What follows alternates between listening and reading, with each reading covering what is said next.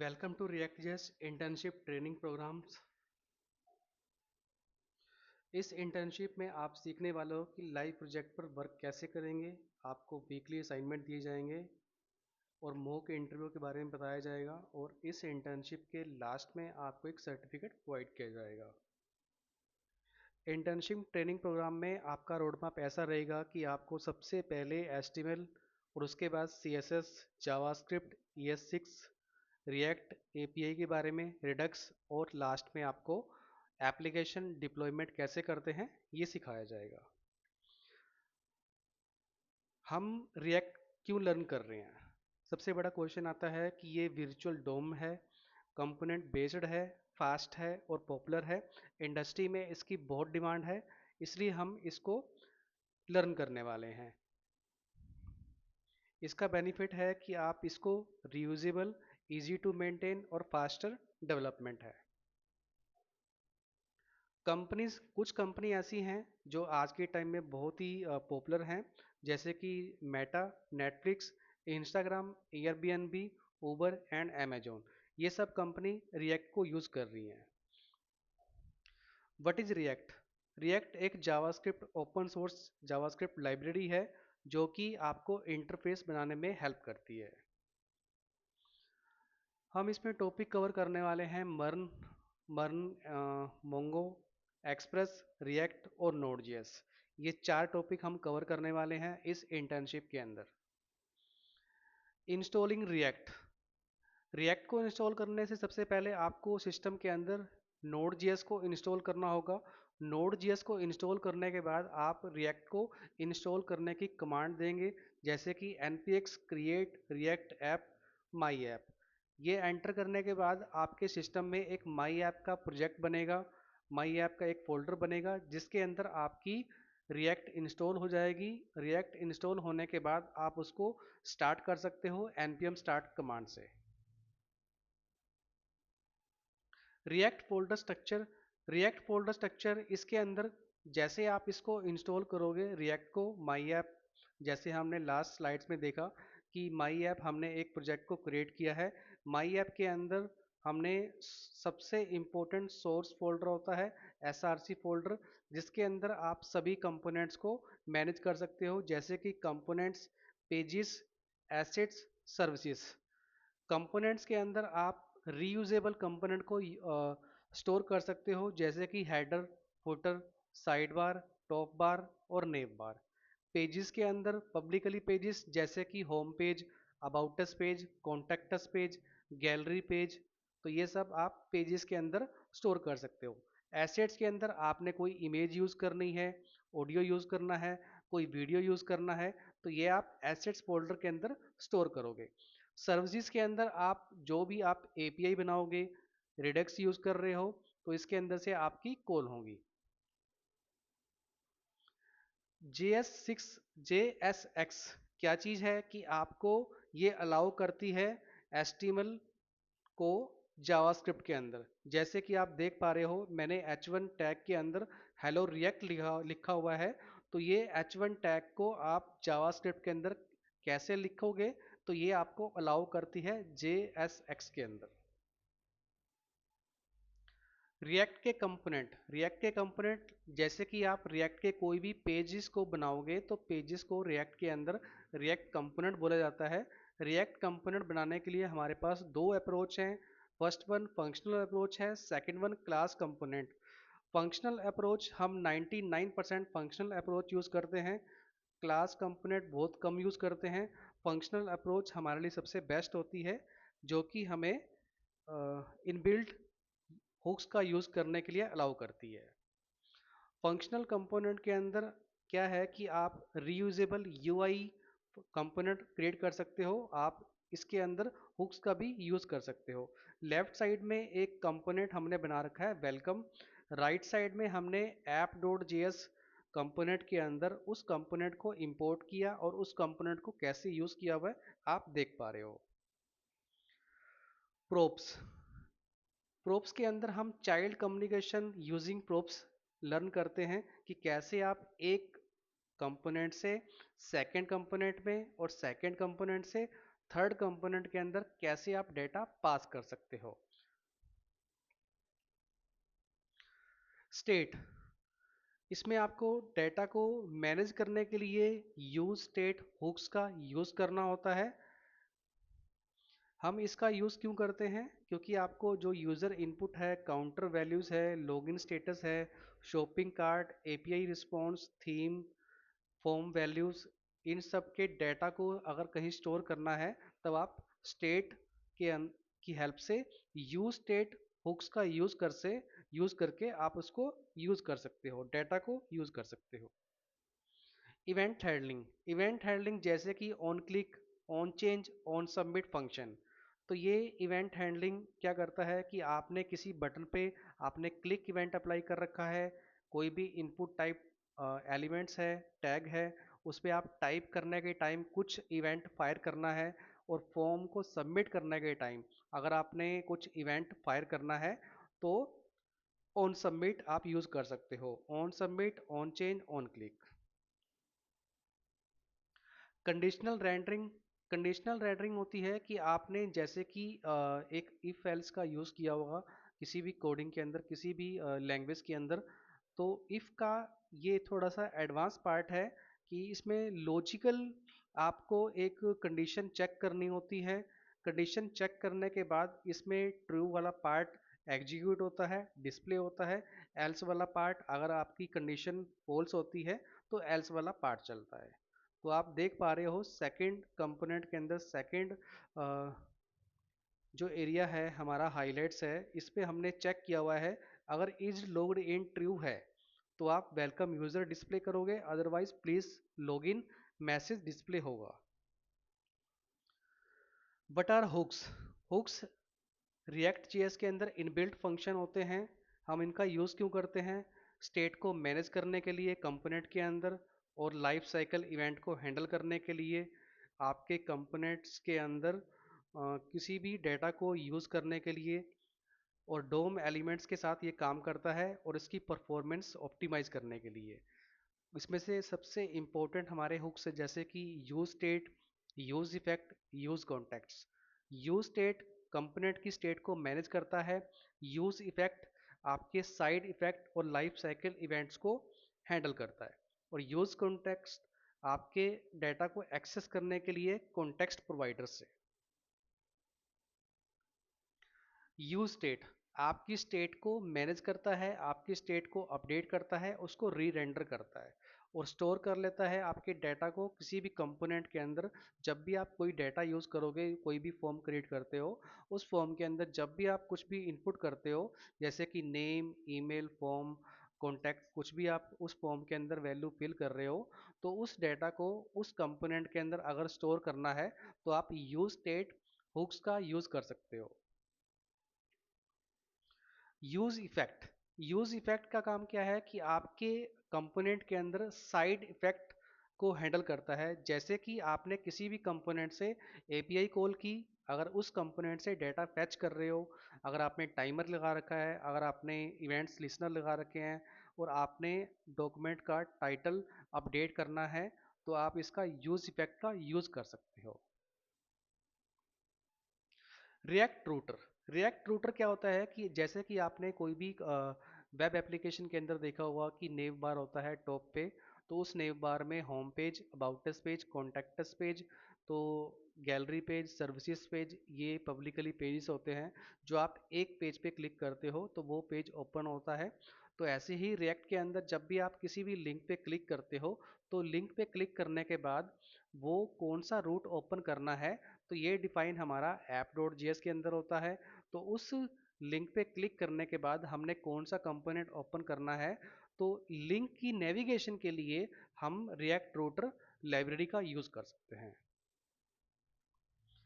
Nested routing, nested routing क्या है कि आप जब home page, about us page, contact us page, किसी भी पब्लिकली पेजेस से लॉगिन करने के बाद जब आप डैशबोर्ड ओपन करते हैं, डैशबोर्ड को एक्सेस करते हैं, आप एक किसी रोल के थ्रू किसी भी प्रोफाइल को लॉगिन करते हो, तो लॉगिन करने के बाद आपको क्या मिलता है, वहाँ पे एक डैशबोर्ड मिलता है।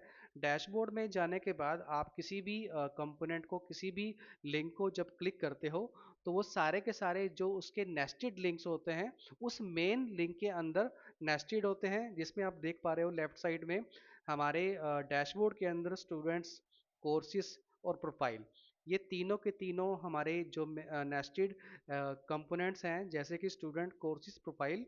तो ये तीन कंपोनेंट्स हमारे मेन डैशबोर्ड रूट के अंदर नेस्टेड हैं।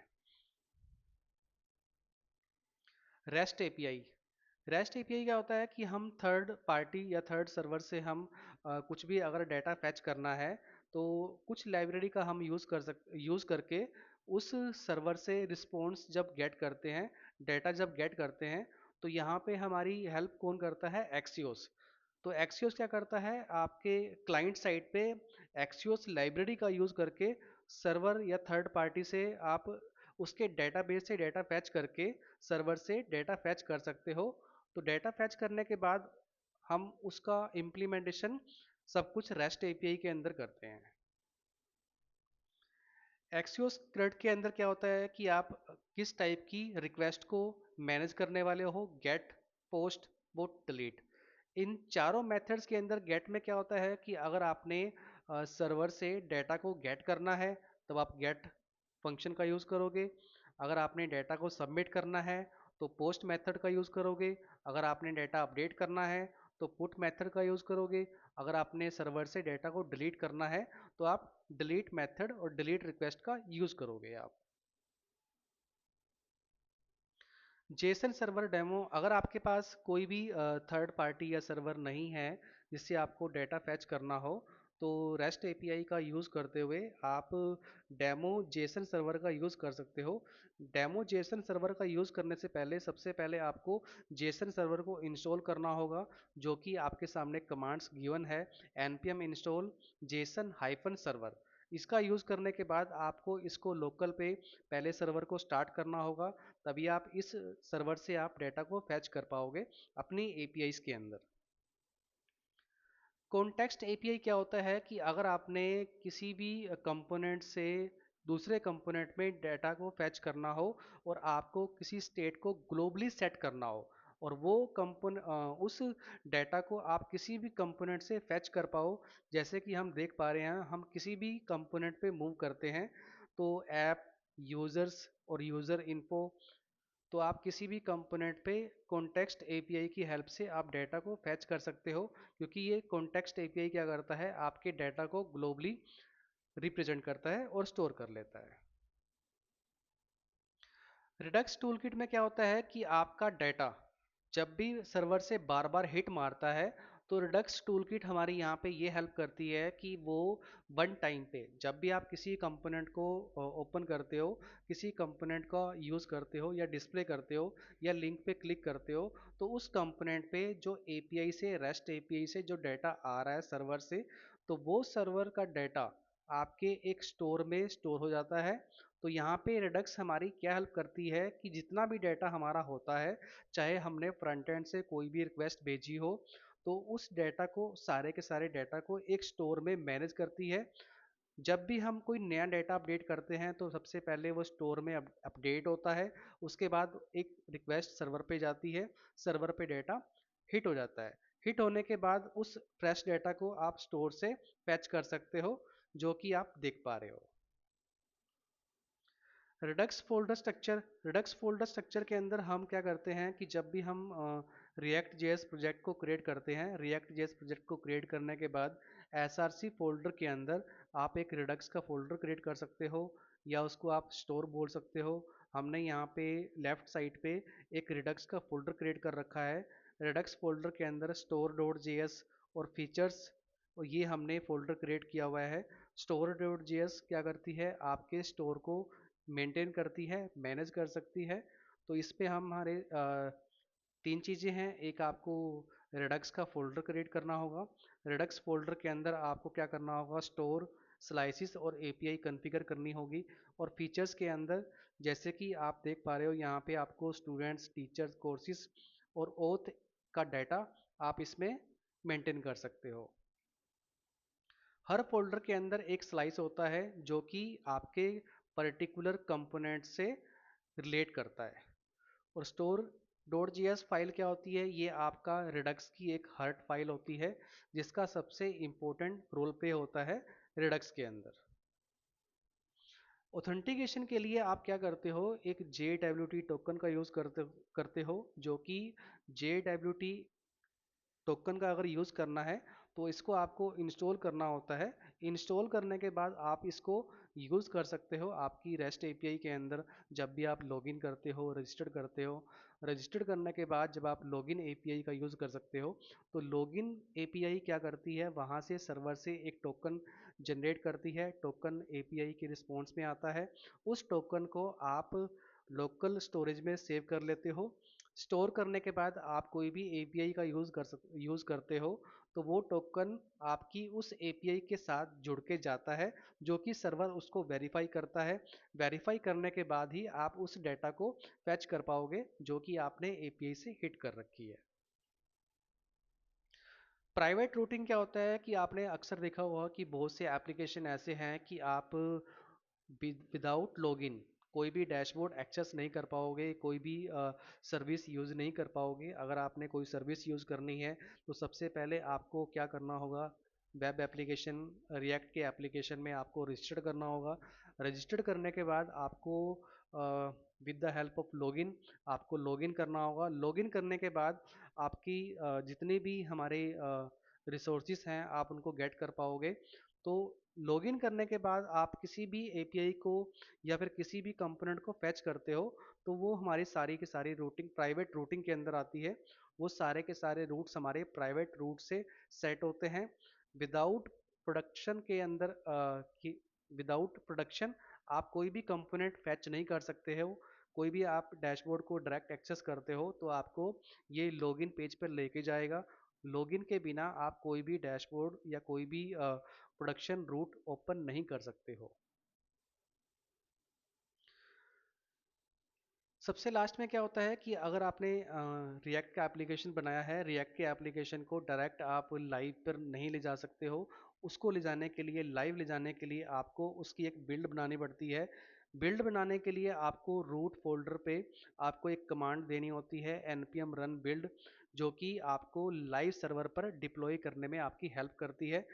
उसके बिना आप इसको लाइव पर नहीं बिल्ड कर सकते, डिप्लॉय नहीं कर सकते हो। तो इस कमांड के थ्रू ही आप कोई भी रिएक्ट का एप्लीकेशन आप लाइव सर्वर पे डिप्लॉय कर पाओगे। इस ट्रेनिंग के थ्रू आप क्या सीखने वाले हो कि हम आपको स्टूडेंट मैनेजमेंट सिस्टम सबसे बेसिक लेवल पे सिखाया जाता है कि आप लॉगिन कैसे कर पाओगे, रजिस्ट्रेशन पार्ट कैसे कवर करोगे, कोई भी डैशबोर्ड कैसे क्रिएट होता है, लॉगिन पेज कैसे बनाया जाता है, और रजिस्ट्रेशन या अकाउंट कैसे क्रिएट होता है, और मोंगोडीबी कैसे वर्क करता है, और आपका डेटा डेटाबेस से कैसे फैच होगा with the help of rest API, और आप रिडक्स का कैसे यूज़ करोगे आप अपने डैशबोर्ड में। तो इन सब का ही आपको ट्रेनिंग में सिखाया जाएगा इंटर्नशिप के थ्रू। फोल्डर स्ट्रक्चर जैसे कि मैंने सबसे पहले आपको बताया था कि रिएक्ट को अगर यूज़ करना है, रिएक्ट को इंस्टॉल करने से पहले नोड.js होनी चाहिए। नोड.js इंस्टॉल होने के बाद आप अपने सिस्टम में एक कमांड देते हो रिएक्ट के प्रोजेक्ट को क्रिएट करने के लिए। रिएक्ट का प्रोजेक्ट जब क्रिएट होता है तो आपके एप्लीकेशन में कुछ इस तरीके से फोल्डर स्ट्रक्चर बनती है। ये आपकी प्रोफेशनली प्रोजेक्ट स्ट्रक्चर है जो कि आप देख पा रहे हो। इस पे कंपोनेंट्स, फीचर्स, पेजेस, रिडक्स और सर्विसेज, और बाकी के कुछ डिफ़ॉल्ट पेजेस हैं जो पहले से क्रिएट हैं। और इसमें प्रोडक्टेड रूट का यूज़ किया हुआ है कि आप अगर लॉगिन करते हो तो डैशबोर्ड को एक्सेस कर पाओ। तो हमने एक प्रोडक्टेड रूट के नाम से फाइल बना रखी है। Okay, thank you so much for participate. Okay.